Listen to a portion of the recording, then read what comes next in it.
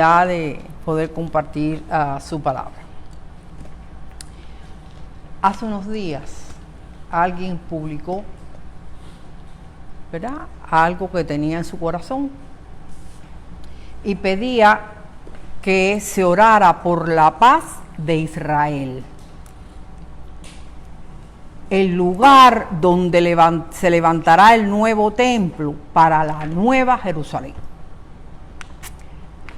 No sé ustedes, en estas pocas palabras yo vi una confusión, varios errores,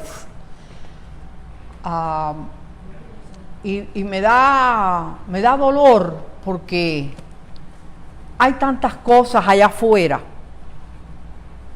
que se llaman ministerios, que se llaman, ¿verdad?, de la palabra y todo, que tienen al pueblo que en realidad no conoce muy confundido.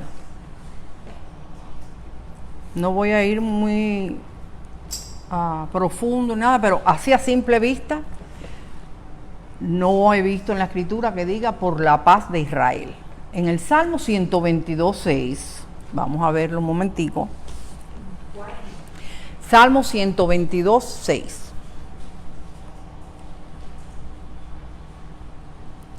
Lo que dice aquí es: pedid por la paz de Jerusalén,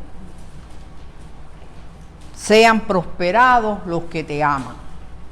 Entonces, orar por la paz de Jerusalén, que lo que sucede es que Jerusalén es la ciudad de Dios, y eso tiene una connotación espiritual también. Ahora, la verdadera paz, para que podamos entender cuando se dice vamos a orar por la paz, porque, por ejemplo, hay muchos que están orando por la paz del mundo. Eso es algo, personalmente, esta es mi opinión, un poco broad, no sé cómo decirlo en español, amplio, muy amplio. Porque la verdadera paz no es que no tengamos pelea una nación con la otra, una familia con la otra. No, esa no es la verdadera. La paz, la verdadera paz ya la dio, la consiguió, la proveyó el Señor Jesucristo cuando, rompiendo, ¿verdad?, la pared de división, aquello que es el pecado que nos separa de Dios, nos reconcilió con Dios. Entonces, cuando decimos vamos a orar por la paz del mundo, en realidad debiéramos decir vamos a orar que los corazones se vuelvan al Señor. Porque cuando se vuelven al Señor, ya están en paz. Ya tienen paz. Así que ese fue lo primero que vi en esa declaración. Y el otro punto que vi, ¿verdad?, la manera que la persona lo estaba declarando era como que eso, ¿verdad?, el templo nuevo para la nueva Jerusalén. Entonces ese es el otro punto. Y ese otro punto tiene que ver, estuvo oyendo un pastor que en este momento no me acuerdo el nombre, que conoce mucho de los tiempos, de cómo fueron las guerras, de cómo fueron las situaciones para poder llegar al momento que estamos viviendo, pero no voy a entrar en eso. Pero es bueno, ¿verdad? Es en español, se puede buscar y uno lo puede escuchar y va, ¿verdad?, conociendo ciertas cosas. Pero este sentir o este pensar que hace falta un nuevo templo para la nueva Jerusalén, eso vamos a ver, eso está erróneo. Ahora, esto tiene que ver con un movimiento sionista, un movimiento de aquellos judíos, y hay muchos cristianos que están en eso también, de que quieren, ¿verdad?, se abrogó desde hace muchos años para que Israel tuviera su tierra, que el Estado de Israel fuera establecido. Y ellos quieren, ¿verdad?, son judíos, quieren establecer todo lo que ellos tenían, toda su religión, todas sus cosas, allí en la tierra de Israel, ¿verdad? Entonces eso sí esperan la edificación de un nuevo templo o tercer templo para ellos poder llevar a cabo todos sus ritos y todo. Porque, por ejemplo, busqué en el diccionario qué cosa es un templo. Bueno, un templo es un edificio religioso, porque cuando nosotros decimos templo, eso es lo que viene a la mente, ¿no?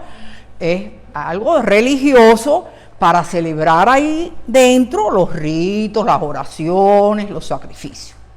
Entonces, eso es lo que quiere este movimiento, del cual todos los dispensacionalistas, como Hal Lindsey, por ejemplo, ha hecho mucho énfasis, y por eso es que muchos cristianos que escuchan todas esas predicaciones, pues han asumido, han tomado también esta visión.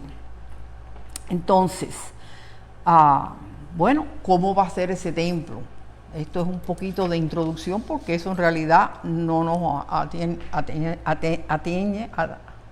no tiene que ver con nosotros. Bueno, estuve leyendo el director, porque hay un instituto del templo, hay un instituto judío dedicado a trabajar para edificar este templo. El director del instituto del templo, que se llama Chaim Richman, declara: los edificios no caen del cielo. Lo que quiere decir es que lo tenemos que hacer nosotros, los hombres. El templo no va a bajar del cielo y caer aquí. No, es de acción, es un movimiento de acción.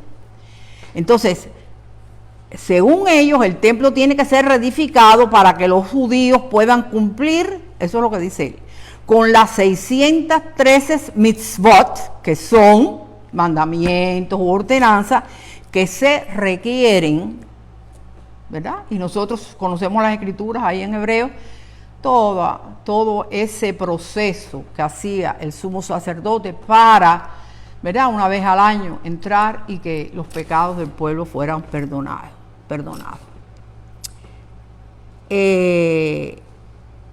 David Gwynn, en el año 2006, declaró que están buscando la vaca alazana. A mí me dio un poco de risa eso, porque desde el 2006 están buscando una vaca. No es cualquier vaca. ¿Por qué? Porque en Números 19:2, si lo quieren leer, habla de que hace falta, Números 19,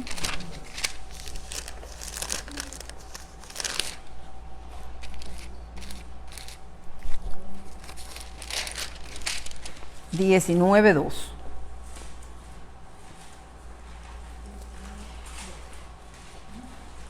Esta es la ordenanza de la ley que Jehová ha prescrito, diciendo: di a los hijos de Israel que te traigan una vaca alazana. Alazana es del color rojo.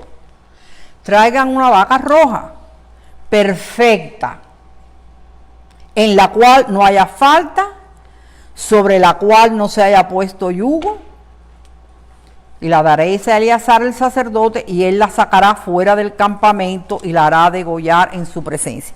Aún leyendo esto, y no lo tenía en las escrituras, pero sácala fuera del campamento, eso no nos trae recuerdo de la palabra que está en hebreo, que él tuvo que salir fuera del campamento para poder llevar a cabo la obra que tenía que llevar a cabo. Entonces, están buscando esa vaca alazana. Ahora, ellos han sacado cuenta, ya solamente han habido 9 vacas alazanas desde aquel tiempo. Ellos, cada vez que una vaca se mueve, ¿verdad?, guardan esa ceniza para seguir, ¿verdad?, con sus ritos y sus cosas. Entonces, en el año, encontraron 2 en estos últimos tiempos. Una en el año 1997 y otra en el 2002, pero después se dieron cuenta que eran inadecuadas.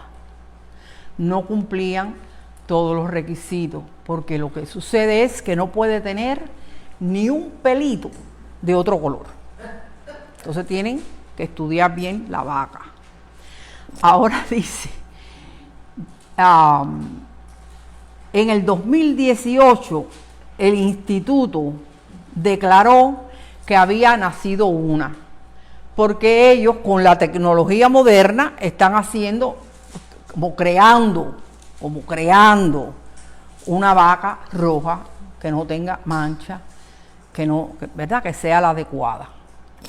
Entonces, en el 2018, el instituto declaró que había nacido una, pero que tenía que ser examinada para ver si cumplía todos los requisitos. Y después del 2018 no tenemos más noticias, por lo menos que yo pudiera haber encontrado. Si por fin ya está analizada, si es la que es, esa parte no la sé. Pero ellos están estudiando todo eso. Otra cosa que han hecho es, ya tienen más de 60 vasijas de las que son necesarias para hacer los ritos y todo, ya las tienen hechas. Tienen hecha la menora, toda de oro, ¿verdad? Y las piedras preciosas del pectoral del sumo sacerdote necesitaron más de 30 diferentes puntos de vista, gente que llamaron y que examinaron 30 diferentes puntos de vista para ver si esas piedras eran las que se podían usar para el pectoral, para poder identificarlas. Entonces, todo esto que se está haciendo es basado en la escritura de Jeremías 33,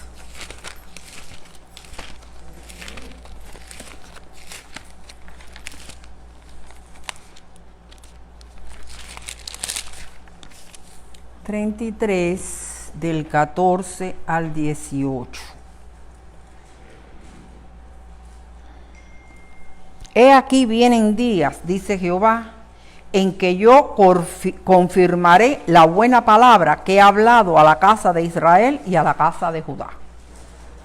En aquellos días y en aquel tiempo haré brotar a David un renuevo de justicia, y hará juicio y justicia en la tierra. En aquellos días Judá será salvo y Jerusalén habitará segura, y se le llamará Jehová justicia nuestra.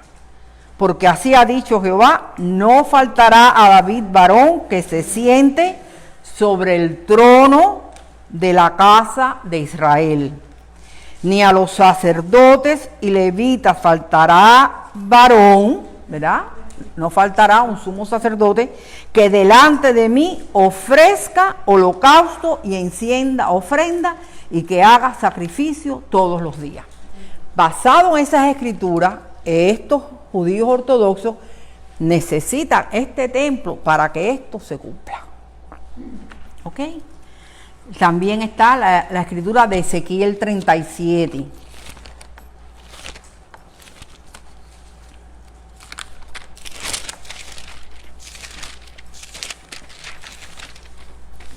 Ezequiel 37 del 25 al 28.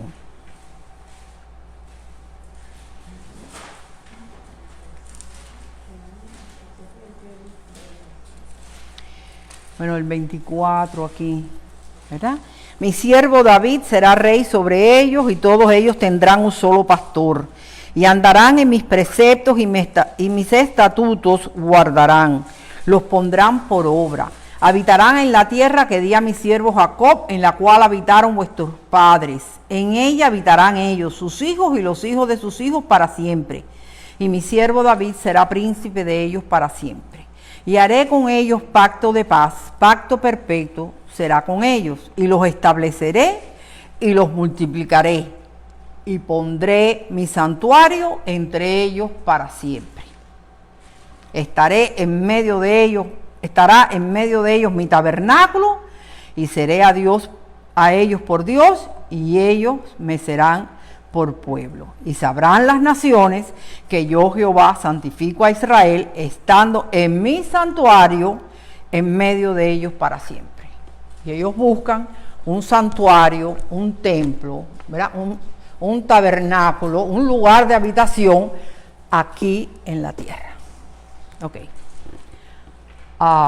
Nosotros entendemos que estas escrituras tienen su cumplimiento en la persona de Jesucristo. Ese es el verdadero tabernáculo, ese es el templo, ese es el lugar, ese es quién, ese es donde nosotros tenemos comunión. Porque, ¿qué es lo que pasaba? Venía en el Antiguo Testamento, ese tabernáculo era para hacer todas esas ritos y sacrificios para que la presencia de Dios estuviera ahí. Bueno, ya la presencia de Dios nosotros sabemos en quién se encuentra. En Él está, ¿verdad? Todo el cumplimiento, todo lo que tiene que ver con la deidad. Entonces, Él, lo podemos ver, esta parte en Hebreos 7, 14 al 25, siendo Jesús. Hebreos 7,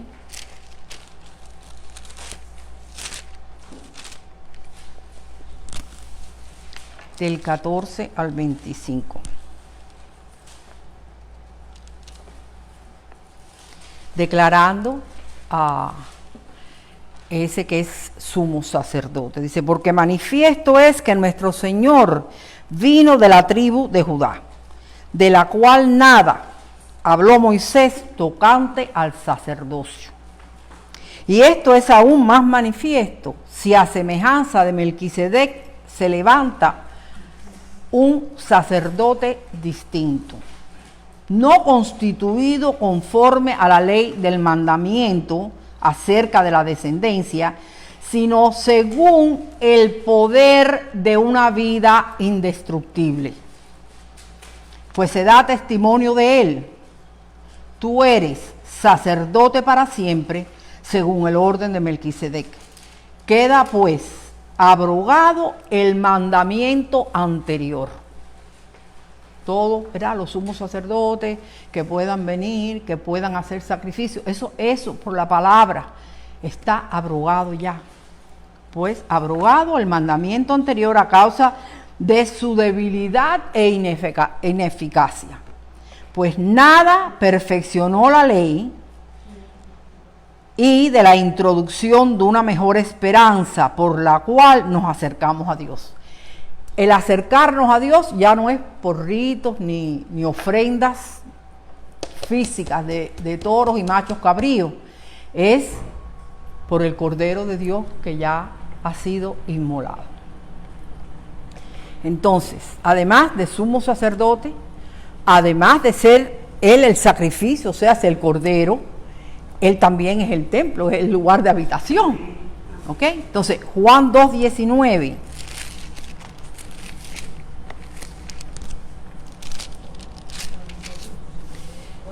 Juan 2:19. ¿Verdad? Que el otro día también se trajo, quizás en otra escritura, pero se trajo, ¿verdad? Jesús, ¿qué pasó? Los discípulos, todo Israel, todos los que estaban allí en esa región, estaban orgullosos de su templo. Mira las piedras. Yo quiero decirle que una vez, hace muchos años, aquí se edificó una iglesia, y uno de las personas que estuvieron trabajando en esa construcción, que yo y Iván lo conocíamos, nos dijo un día, pero miren, esta fachada, esto todo se ha hecho con piedras vivas. Y ya nosotros teníamos en aquel momento cierto entendimiento, pero aquella persona, el orgullo era que las piedras vivas, porque hay piedras, ¿verdad?, que son piedras hechas, pero hay piedras que se sacan, que, ¿verdad?, se le llamará viva. El edificio estaba hecho de esas piedras vivas. Bueno, ¿y qué pasa con nosotros, piedras vivas? Acercándonos a Él, piedras vivas, ¿verdad? Entonces, allí estaban los discípulos y todos orgullosos de su templo. Y Jesús viene y le dice, destruid este templo. Y claro, ellos creían que estaba hablando del templo. destruir este templo, hablando de él, y en 3 días lo levantaré. En 3 días, hablando de su cuerpo y de su resurrección. En Marcos 14, 58.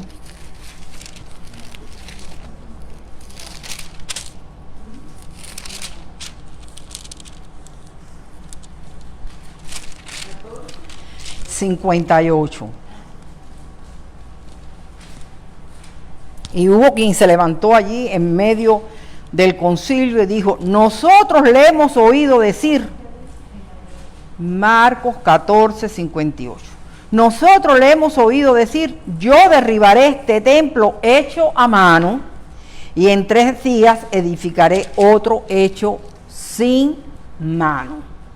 Así que ya él estaba hablando de un templo que no iba a ser hecho con mano de hombre, ¿verdad?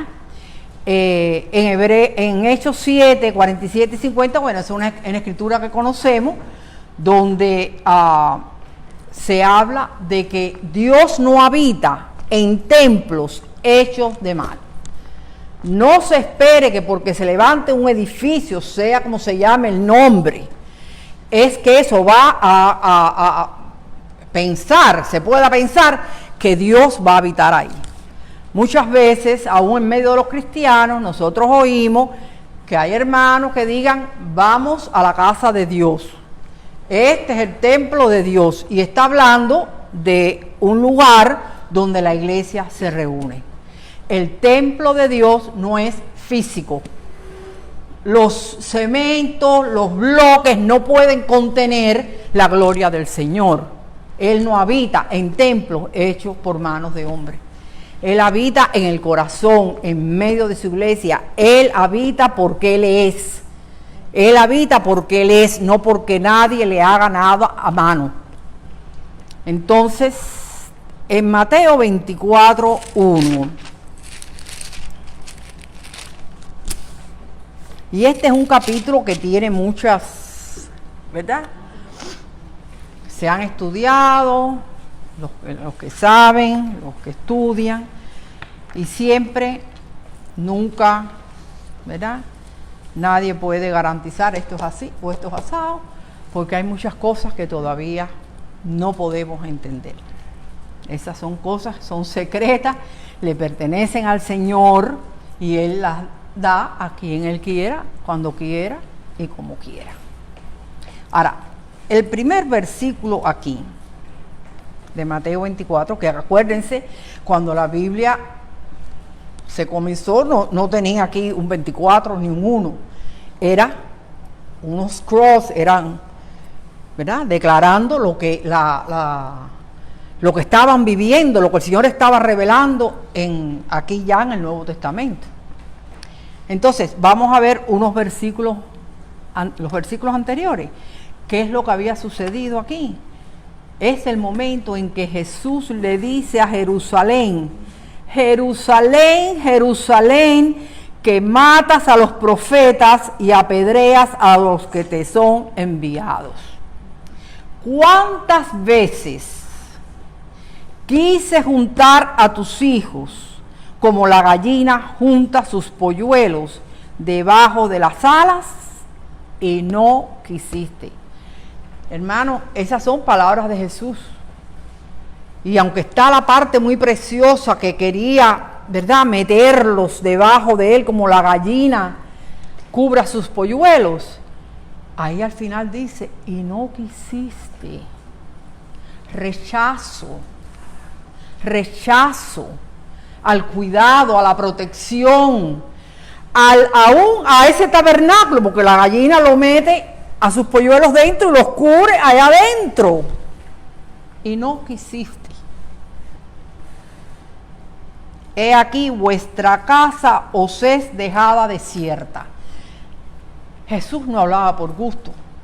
Él no dijo eso y después, bueno, no, en realidad, no, ahí estaba declarando que la casa, ¿verdad?, lo que había sido establecido, eso quedaba desierto.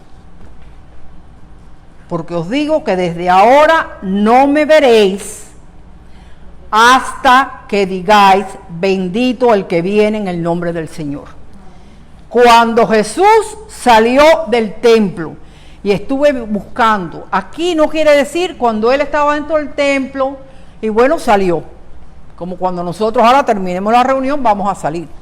No, esta forma que él usó, estaba declarando que él salía para siempre. Cuando Jesús salió del templo y se iba, o sea, los dejo ahí, los dejo. Se acercaron sus discípulos para mostrarles los edificios del templo. Uno lee y da gracias, Señor, por tu misericordia, porque los que estaban ahí contigo no entendían tampoco. Y muchas veces no entendemos, pero por su gracia podemos ir entendiendo, ¿verdad? Por eso es preciosa su palabra. Respondiendo él, les dijo, ¿veis todo esto? Todo esto grande aquí que ustedes están viendo. De cierto os digo que no quedará aquí piedra sobre piedra que no sea derribada. Y hermanos, cuando ese templo fue destruido en el año 70, ahí arrasaron, ahí no quedó ni una piedra sobre piedra. Se cumplió, ¿verdad?, esa palabra que el Señor había dicho. En el ministerio de Jesús aquí en la tierra, jamás volvió a entrar a un templo. Según Adam Clark, y voy a citarlo a él, ¿verdad?, las razones por las que el templo, de ese templo no quedó piedra sobre piedra, según lo que él entiende, ¿verdad?, dice que fue justamente por causa de los pecados de los judíos. Les quitó lo que para ellos era muy grande. No quedó piedra sobre piedra misericordiosamente para poder quitar de ellos la ocasión de continuar en el judaísmo, en las celebraciones, en los ritos del antiguo pacto. Aquí es donde ustedes celebran todo esto. Bueno, aquí no queda nada, no queda piedra sobre piedra. Y misteriosamente, ¿verdad?, para mostrar que los sacrificios antiguos eran abolidos o cancelados y que todo ese servicio llegaba a su fin. No más servicio, no más holocaustos, no más machos cabríos. Y que el nuevo pacto, el pacto en su sangre, el pacto, ¿verdad?, eterno, era introducido.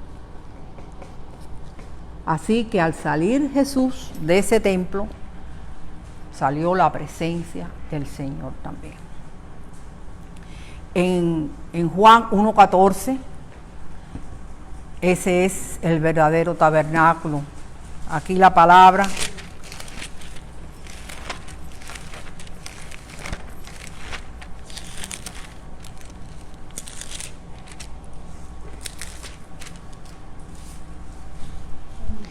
y aquel verbo fue hecho carne y tabernaculizó entre nosotros. Aquí dice habitó, pero la palabra en el original quiere decir que él pitched his tent, él hizo tabernáculo, él puso su lugar de habitación entre nosotros. El verbo se hace carne, se hace templo, se hace tabernáculo para habitar en medio de su pueblo, en medio de su pueblo, su gente que le ama, que cree en él. Así que él es ese templo, ese tabernáculo donde Dios está presente, y nuestra comunión es, ¿verdad?, con el Padre y con el Hijo, en esa relación íntima que él logró con su muerte y su resurrección. ¿Cuál es el templo que el Señor está edificando? Él no está esperando que consigan una vaca, ni que hagan vasijas.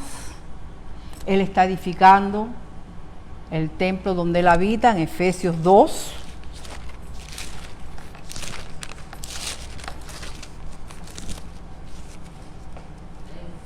Efesios 2. Efesios 2, del 20 al 22. Edificado sobre el fundamento de los apóstoles y profetas, siendo la principal piedra del ángulo Jesucristo mismo, en quien todo el edificio, la edificación que está llevando a cabo el Señor, en quien todo el edificio bien coordinado va creciendo para ser un templo santo en el Señor, en quien vosotros también sois juntamente edificados para morada de Dios en el Espíritu. En el Espíritu. Gloria al Señor. Cuando yo estaba leyendo todo esto, encuentro una similitud tremenda entre estos que quieren edificar el tercer templo y aquellos que querían edificar la Torre de Babel.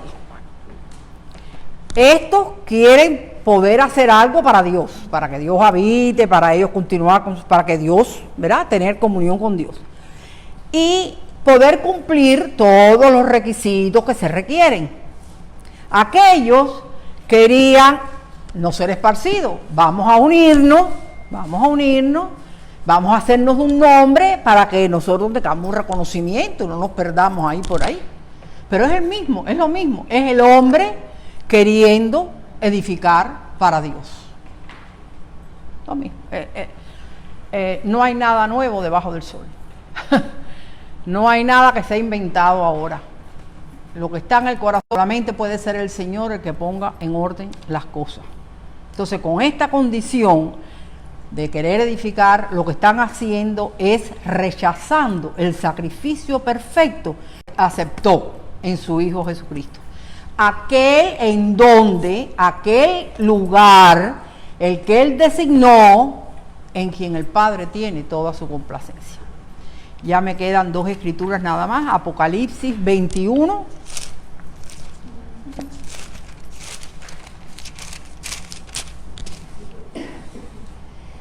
A ver, tengo aquí el 21, el 10 y la primera parte del 11.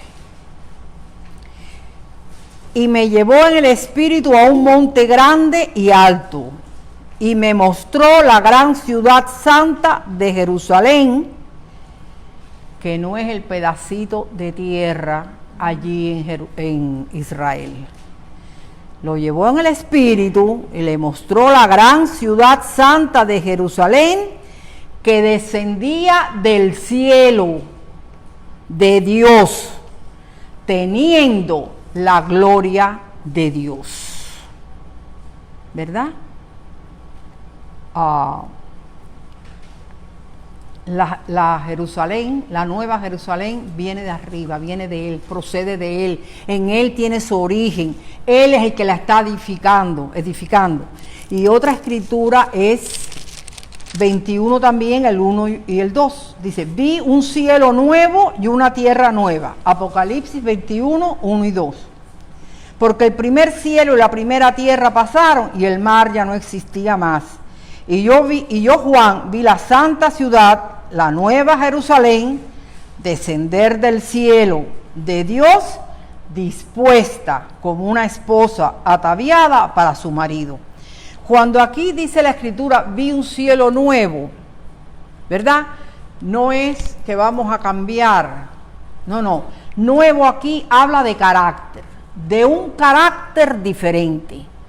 Por eso, ¿verdad? Cuando no se conoce y esperar que el Señor lo que va a hacer es en la nueva Jerusalén, allí un pedacito en Israel, ¿verdad?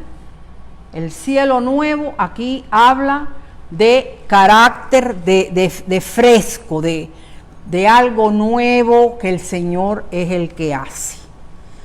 El origen es en Él y de Él sale, es preciosa, es del cielo, es espiritual. Gloria al Señor. Hay muchos que especulan acerca de los últimos tiempos. A través de los años han querido, ¿verdad?, determinar con precisión muchas de las escrituras y al fin se les escapa. agarran por aquí y ahí hacen y se mueven y después se les escapa. Hubo hace como 2 años alguien que yo apreciaba la palabra en ese hermano y se puso a decir fechas, y cuando yo oí que habló de fechas, ese mismo día dejé de escucharlo, porque nadie sabe la hora ni el tiempo, eso solo está en el Señor, en el Padre. Nosotros, su iglesia, lo miramos a Él. Lo miramos a Él. Sabemos que todo procede de Él, que Él es todo. Y a quien esperamos es a Él. Amén. Le damos gracias al Señor.